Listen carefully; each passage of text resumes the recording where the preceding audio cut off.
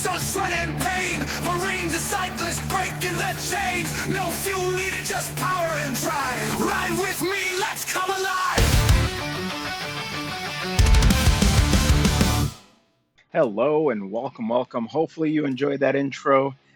Wanted to start upping my production value, production game.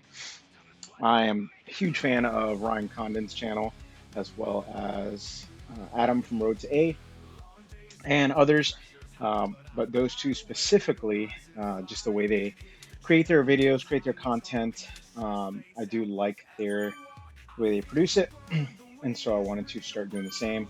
Ultimately going to add, once I work out how I can start adding myself into the videos more outside of my little ride, my little ride thumbnail view, then that's going to be the next step. But wanted to talk about this race. This is the Swift Racing League Break Fast Grits and Crits, or Crits and Grits. What an absolutely epic stage. Now, as you guys have known, or maybe you did know, maybe you didn't know, if you watched the channel in the drops, then you would have known. I did the recon for this course, and I ended up doing it multiple times because the first time I had my units in the wrong measurement, the second time I went the wrong direction, and then the third time I didn't do enough times around the breakaway Bray climb. And now we're back for number 4. So I am intimately familiar with this course and really felt like I was prepared going into it. And so here we are, just rounding the corner, getting ready to start, coming out of the official lead-in, which I still think Zwift should add a gated lead-in so that way everybody stays together, and then once you're at that lead-in spot, you launch from there. And of course, come through and I get a ghost, which really is not going to help me on this sprint, but I decided to use it anyways. Or not sprint, climb. I decided to use it anyways just because I had it. I knew I wasn't going to do anything with it, so I was like, you know what? Let me have some fun with it. Use my ghost, push up to the front, and to see, if anyone's going to manifest. So just fast forwarding here to the top of this climb, because at the end of the day, this is the beginning of the stage and not much was going to happen. But as we get to the top here, I started falling off the back because I pushed it a little too hard to keep up with this front group, and my plan didn't work. I was trying to stay with them, but ultimately now it's time to start chasing. So I'm gonna fast forward here again till we get to the bottom, and just this group starts to come together a little bit. We got a couple guys here as we're going downhill, doing my best to kind of hold a decent pace.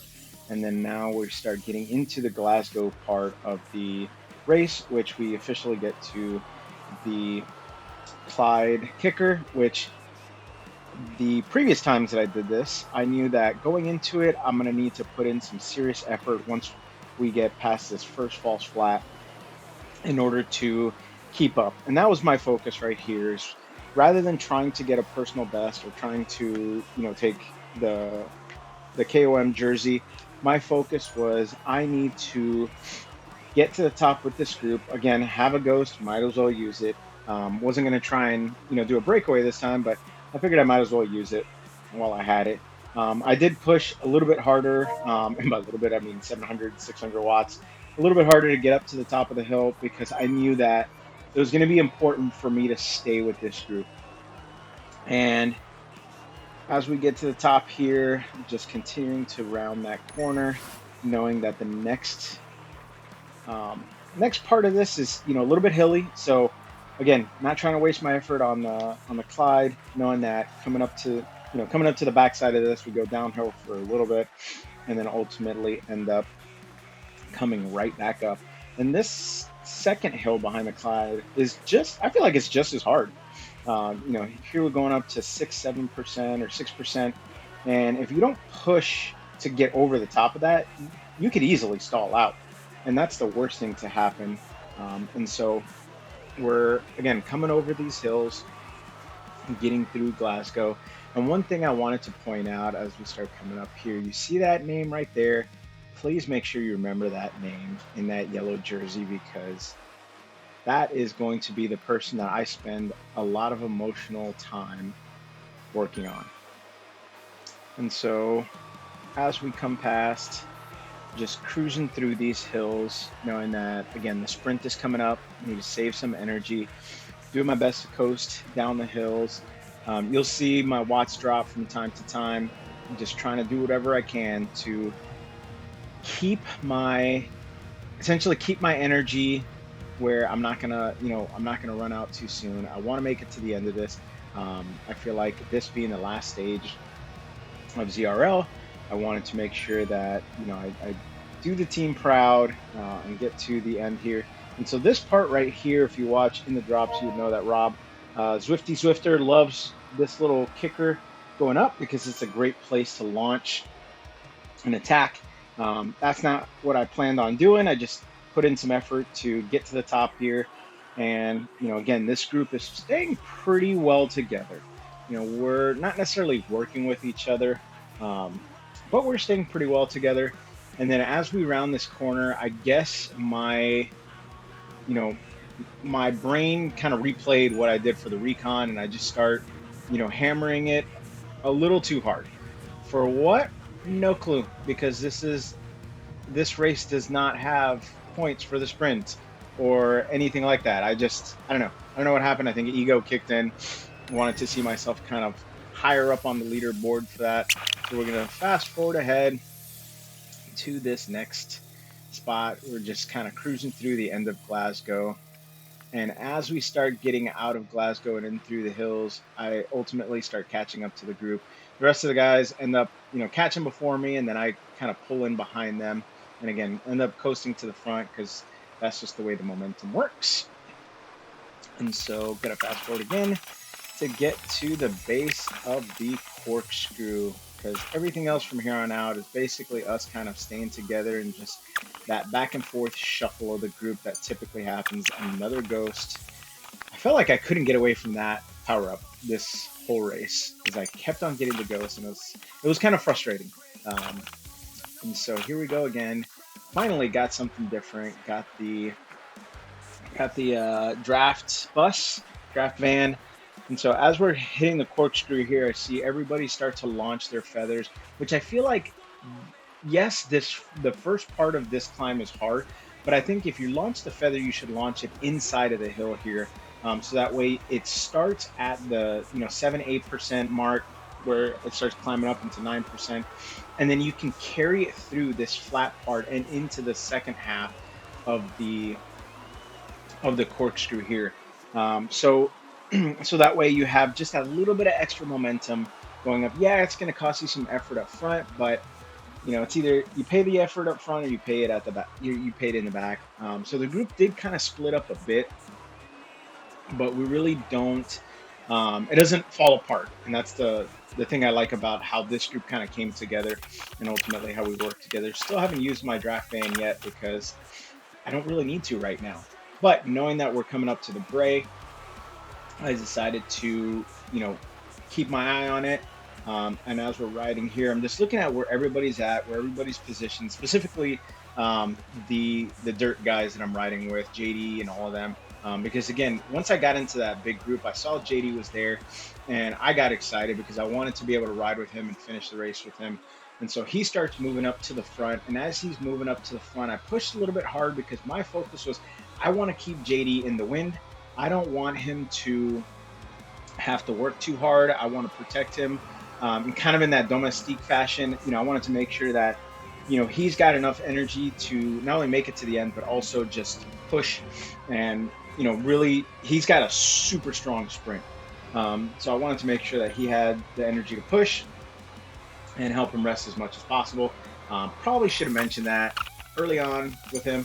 And so here we go again, just kind of heading down the hill towards this bridge. And of course, as we're coming up the bridge, I see Oscar come up behind me, and I start pushing it. And again, don't have a reason why other than just ego kicked in, and I was like, you know what? I'm going to be the first over this hill every single time.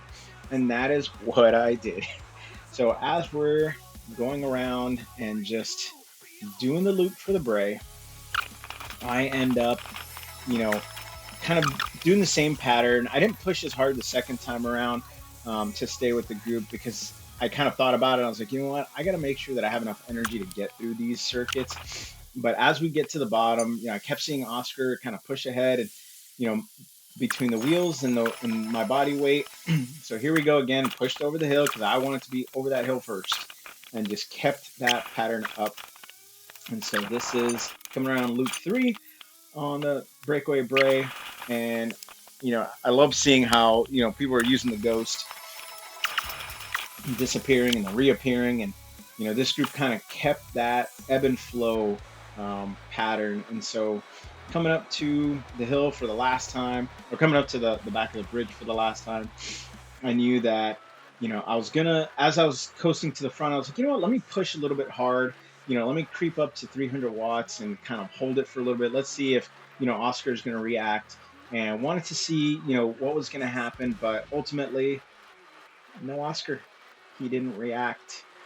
And so that's kind of where I left it at. I really was hoping something was going to happen, because I figured that would be a good opportunity to kind of really stretch this group out a little bit and see who was going to work it.